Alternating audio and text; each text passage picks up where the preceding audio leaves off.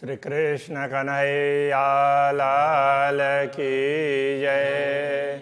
श्री निजानंद स्वामी की जय। श्री प्राणनाथ प्यारे की जय। महामत कहे अपनी रूह को और अर्श रूहान, इन सुख सागर में झीलते आओ अपने वतन। आओ अपने वतन। श्री कृष्ण कन्हैया लाल की जय। मूल मिलावा का वर्णन है। इन्हें विद साथ जी जागिए, बताए देव रे जीवन। तो इस प्रकार है सुंदर साथ जी, ऐसे जागृत होना है ये कह रहे हैं। अब कैसे जागृत होना है आगे बताएंगे कि ये मूल मिलावा है, इसको देखो और तुम वहीं पर बैठे हो, तुम्हारा मूल स्वरूप है वहीं पर बैठा है, उसको याद कर लो, ये कहेंगे। तो इस प्रकार से वो जागने का रीत समझा रहे हैं, जागने की। इन्हें विदे साथ जी जागिए, सुंदर साथ जी इस प्रकार जागृत हो जाएं, बताए देव रे जीवन। तो मैं वो बता देता हूँ। तो ये जीवन का तात्पर्य हमारा जीवन ही वही है, हमारा जो मूल स्वरूप है वही जीवन है। श्याम श्यामा जी साथ जी जित बैठे चौक वतन। तो श्याम और श्यामा जी, पूर्ण ब्रह्म परमात्मा श्री राज्य और श्यामा जी, तो ये दोनों हैं जहाँ पर जित बैठे चौक वतन। तो मूल मिलावा के अंदर जहाँ बैठे हुए हैं, परम धाम में मूल मिलावा के अंदर। याद करो सोई साई, तो उस घड़ी को याद कर लो जो हंसने मांगा खेल। हंसने के लिए जो खेल मांगा था, खेल देखने के, मजा करने के लिए, आनंद के लिए मांगा था, उस घड़ी को याद कर लो। सो खेल खुशहाली लेके, और ये खेल देखा तुमने तो इसकी खुशहाली, इसमें जो अच्छे अच्छे जो भी कार्य हुए हैं ना, इसकी खुशहाली, इनको लेकर के उठो कीजिए खेल, और उठ करके परम धाम में जागृत हो जाओ और फिर वहाँ खेलने लगो, वहाँ आनंदित होने लगो। तो खेल की खुशहाली का तात्पर्य खेल की प्रसन्नता है। खेल में जो जो अच्छी बातें हुई है, अच्छी घटनाओं को याद करना होता है, बुरी घटनाओं को नहीं। सूरत एक ही राखियो मूल मिलावे माए।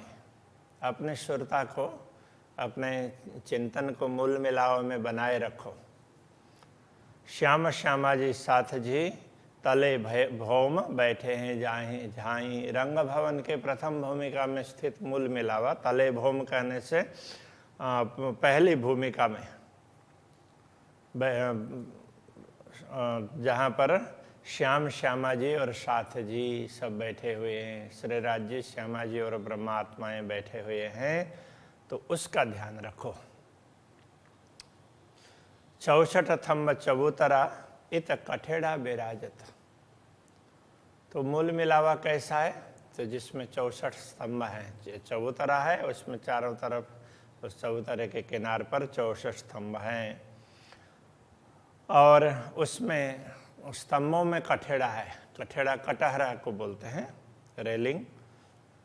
तले गिलम ऊपर चंद्रवा। चबूतरे में नीचे तो कालीन बिछी है और ऊपर चंदवा है। 64 थम्मों भराई, तो पूरे 64 स्तंभों में भर करके, कहने का तात्पर्य पूरे पूरे चबूतरे को भर करके, ऊपर भी और नीचे भी, इस तरह से। नीचे कालीन छाया है और ऊपर चंद्रवा छाया है। कठेड़ा किनार पर चबूतरे गिरदवाए। कटहरा है किनार में है, चबूतरे के चारों तरफ। 16 थम्मों लगता, तो 16 थम्मों में लगा हुआ है।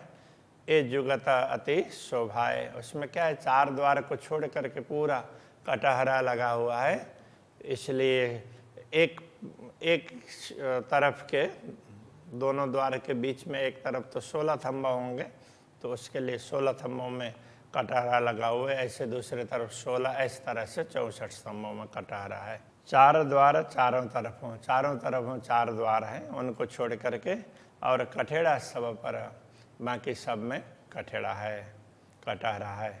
64 स्तंभों के बीच में, तो ये 64 स्तंभों के बीच में गिलम बिछाई भर कर, चबूतर में पूरा कालीन बिछी हुई है। कहूँ 64 स्तंभों का विवरण, 64 स्तंभों का विवरण बता देते हैं। तो कैसे? 4 धात 12 नंग, 4 धातु और 12 रत्न, इस तरह से 16 एक तरफ और ऐसे चारों तरफ 16 होने से 64 हुए हैं, इस प्रकार से समझा रहे हैं। तो उसमें फिर वो सबके रंग और रत्न अलग अलग प्रकार के होंगे, तो उसकी बात भी आगे करेंगे। बने चारों तरफों जुदे जुदे, तो चारों तरफों अलग अलग, भय 16 जिनसों रंग, तो 4 और 12 ऐसे मिल करके 16 रंग अलग अलग हो जाते हैं। चारों तरफों एक एक रंग के, तैसी तरफों चारों तरफ में एक तरफ एक रंग, तो ऐसे ही चारों तरफ उसी प्रकार से है।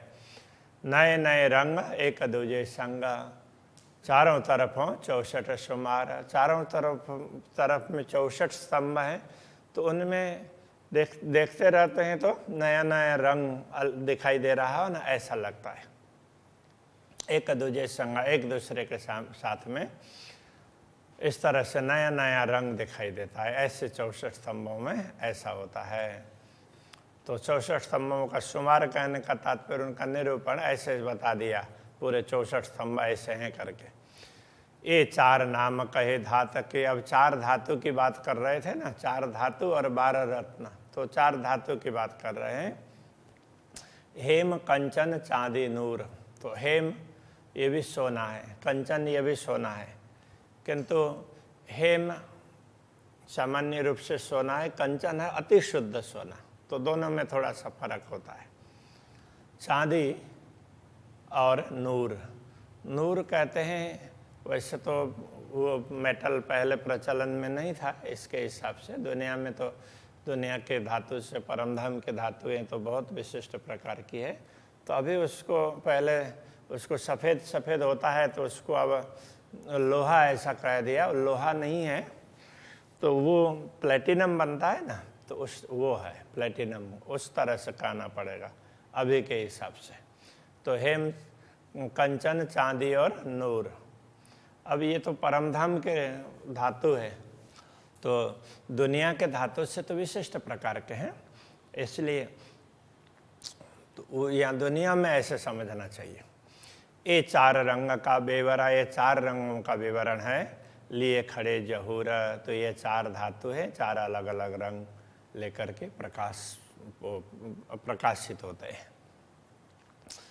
और 12 जवेरों का विवरण, और 12 जो रत्न बताए थे, जवेर जवाहरात और नंग बोला था, तो ये रत्न, तो 12 रत्न का विवरण इस प्रकार है।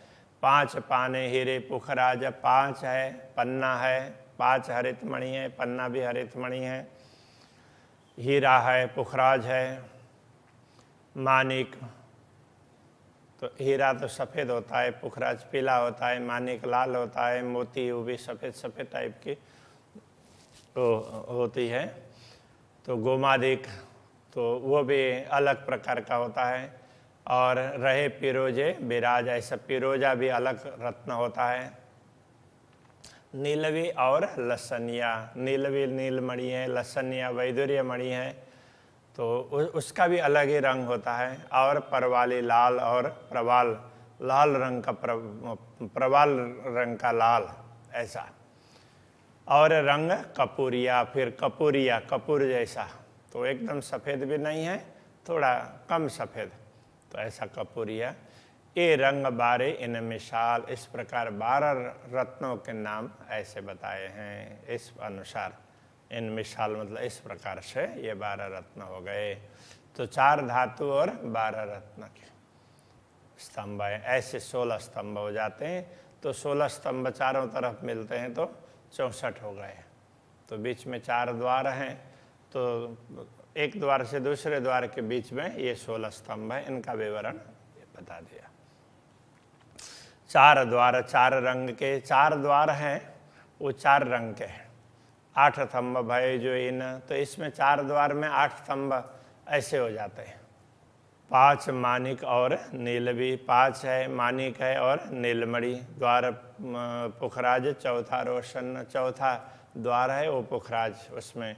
तो इस तरह से एक में 5 पूर्व के तरफ में, और दक्षिण के तरफ में जाएंगे तो माणिक्य, और पश्चिम के तरफ में जाएंगे तो नीलमणि, और उत्तर के तरफ में जाएंगे तो पुखराज। इस प्रकार से तो और स्तंभ 2 5 के, तो दूसरे स्तंभ है तो दोनों स्तंभ 5। अब ये उसका विवरण समझा रहे हैं। तो 2 और स्तंभ 2 5 के, जहाँ 5 के 2 स्तंभ हैं तो उसके साथ में दोनों तरफ 2 तरफों नीलवी संग, नीलमणि के स्तंभ है। द्वार हरितमणि और नीलमणि के इस तरह से द्वार नीलवी संग 2 5 के, जो पश्चिम के तरफ में नीलमणि द्वार में के स्तंभों में नीलमणि है, तो उसके साथ वाले स्तंभ में फिर 5 है। करे साम सामे जंग, इस प्रकार से आमने सामने उनका प्रकाश ऐसे टकराता है। 2 स्तंभ द्वार मानिक के, तो मानिक के दक्षिण दिशा के तरफ में 2 स्तंभ, द्वार के 2 स्तंभ है वो माणिक्य के हैं, और 2 पुखराज तेने पास, उनके निकट के दूसरे दोनों तरफ के स्तंभ है वो पुखराज के हैं। 2 स्तंभ द्वार पुखराज के, और अब उत्तर की तरफ जाएंगे तो दोनों स्तंभ द्वार के स्तंभ है वो पुखराज के हैं, और तासंग मानिक करे प्रकाश, उनके साथ वाले स्तंभ है वो मानिक के हैं। स्तंभ 12 भय इन विद, अब 12 स्तंभ कैसे होंगे वो बता रहे हैं। साम सामी एक एक, वो आमने सामने ऐसे। बाकी अब ये कितने स्तंभ बता दिए, तो एक एक द्वार में 4 स्तंभ हो गए ना, तो चारों द्वारों में 16 स्तंभ हो गए। 16 स्तंभों का विवरण बताया। अब कहते हैं अब बाकी द्वार के 4 स्तंभों को छोड़ करके बाकी 12 ही स्तंभ रहते हैं एक तरफ में। तो इस तरह चारों तरफ 48 स्तंभ, 48 स्तंभों का विवरण ये समझ का बताते हैं। तो एक तरफ एक रंग क्रमशः है, तो उसी तरह से दूसरे तरफ, तीसरे तरफ, चौथे तरफ ऐसा ही होगा बोल करके बताएंगे।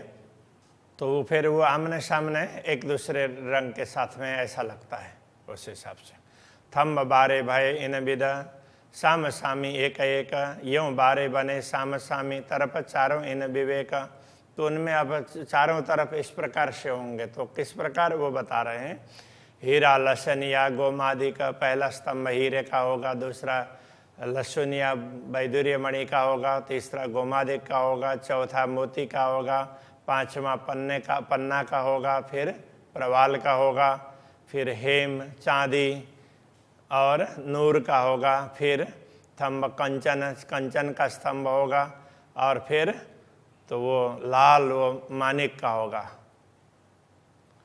पिरोजा और कपूरिया, फिर पिरोजा और कपूरिया या के 8 स्तंभ रंग दोए।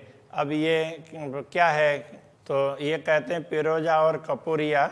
तो ये जो 8 स्तंभों को छोड़ करके 8 स्तंभ हैं, तो वो उसके एक द्वार से दूसरे द्वार के बीच में, तो उसमें गिनेंगे तो द्वार के 4 स्तंभ, दूसरे द्वार में 4 स्तंभ, तो उसके बीच में किस प्रकार से है तो उसकी बातें बताई थी। गिन छोड़े दोए द्वार ने, दोनों द्वार को गिन करके फिर उसके बाकी है तो उसमें बने हर रंगा 4 सोए। तो ये एक उसमें 12 रंग के हो जाते हैं। तो फिर इस तरह से चारों तरफ में तो ऐसे एक एक स्तंभ है। तो द्वार के स्तंभों को छोड़ करके बाकी तो सारे के सारे स्तंभ है, एक एक उसके रंग के 4 स्तंभ चारों तरफ दिखाई देंगे। ये 16 स्तंभों का विवरण, इस प्रकार 16 स्तंभों का विवरण हुआ है। स्तंभ चार चार एक रंग के, चार चार स्तंभ एक एक रंग के मिलेंगे। सो चारों तरफों साम सामी, चारों तरफों आमने सामने बने मिसल 64 है। तो ये एक नमूना के रूप में बनते हैं। ऐसे 64 स्तंभ इस प्रकार के से है। चारों तरफ वो चंद्रमा, ऊपर स्तंभों में चारों तरफ चंद्रमा छाए हुए। 64 स्तंभों के बीच 64 स्तंभों में, तो जैसे यहाँ हम बैठे हैं तो चारों तरफ स्तंभ हो और उनमें चारों ऊपर पूरे पूरे वो चंद्रमा छाई हुई हो, तो पूरा ही चबूतरे के ऊपर तो चंद्रमा ही भरा हुआ है ना। तो उस प्रकार से कह रहे हैं, जो तकरे सब जवेरों। तो उसमें भी चंद्रमा में भी भिन्न भिन्न प्रकार के बेल बूटे वगैरह हैं, तो उसमें भी रत्न हैं। और इधर जो स्तंभों का वो भी वहाँ रिफ्लेक्शन होता है। जेता तले दुलीच, तो इसी तरह से नीचे उसमें भी नीचे कालीन बिछी हुई है ना, तो उसमें भी रत्न वगैरह हैं। उनका प्रकाश ऊपर जाता है, ऊपर का प्रकाश नीचे आता है, इधर का प्रकाश इधर, चारों तरफ फिर प्रकाश ही प्रकाश दिखाई देता है। पहले एक बार आया था ना, कहीं भी कोई जगह खाली नहीं है, तो सारे प्रकाश ही प्रकाश भरा हुआ है। तो ये इस प्रकार से है। माहे वृक्ष बेली कई कटाव, तो वो गलीचे में तो वृक्ष है, वृक्षों की चित्रकारी है, लताओं की चित्रकारी है। ऐसे चित्रकारी है। कटाव का तात्पर्य ऐसे चित्रकारी है। फूल पात नक्काश, उसमें फूल पत्ते उनकी नक्काशी है। देख जवेर जुगत कई चंद्रवा, इसी प्रकार से ऊपर चंद्रमा में भी ऐसे अलग अलग प्रकार के रत्नों से ये भिन्न भिन्न प्रकार के दृश्य बनाए हैं। जानो के अति सरस, लगता है कि एक से दूसरा ज़्यादा अच्छा सुंदर है। इन चौक बिछाई गेलमा, तो इस प्रकार पूरे चौक में गिलम बिछी हुई है। तो पूरे चौक में गिलम का तात्पर्य गलीचा। तीन पर सिंहासन, तो उनके ऊपर सिंहासन है बीच में। चारों तरफ हो झलकत, तो चारों तरफ उसकी चमक ऐसे फैल जाती है। ज्योत लहरी उठत किरण, तो उनकी ज्योति से जैसे किरणों की लहरें उठती हो ना, तो ऐसा लगता है। झलकत सुंदर गिलम, तो एक तरफ तो गलीचा भी वो सुंदर चमकता है। अति शोभित सिंहासन, उसके ऊपर सिंहासन है तो उसकी शोभा और ज़्यादा बढ़ जाती है। यों ज्योत जमी जवेरन की बीच जुगल ज्योत रोशन, तो इस प्रकार भूमि की यूं ज्योत जिमी जवेरन की, तो वो भूमि के तो वहाँ जो भी रत्न वगैरह है ना, तो वहाँ नीचे फर्श में जो भी तो वो कारपेट बिछी है, तो उसमें रत्न है। तो इस प्रकार से भिन्न भिन्न प्रकार के रत्न, यों ज्योत जमी जवेरन की, ऐसे सबकी ज्योति है। और ये तो जमी कहने से तो वो जिमी नहीं है, ये जमी है, मतलब सारे रत्नों की ज्योति है ना, सब जगह छाई हुई है, ये कहना चाह रहे हैं। ये जिमी के अर्थ में नहीं है। बीच जुगल ज्योत रोशन, इन सब के बीच में, तो सिंहासन के बीच में युगल स्वरूप बैठे हैं, तो उनका प्रकाश भी चारों तरफ छाया हुआ है। तो इस तरह से चारों तरफ तो प्रकाश है ही, और उन प्रकाश के बीच में युगल स्वरूप विराजमान है, उनका प्रकाश और दे दीप्यमान है। आज के प्रसंग को यही रखते हैं। श्री कृष्ण कन्हैया लाल की जय।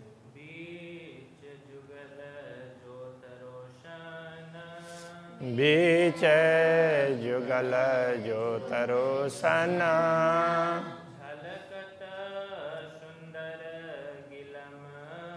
झलकत सुंदर गिलम,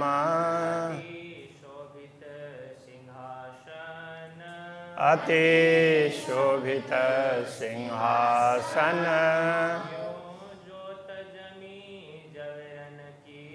यों ज्योत जमी जवेरन की,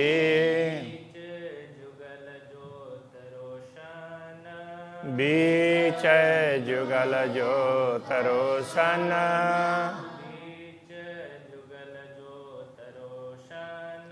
बीच जुगल ज्योत रोशन। कृष्ण कन्हैया लाल की जय। सद्गुरु महाराज की जय।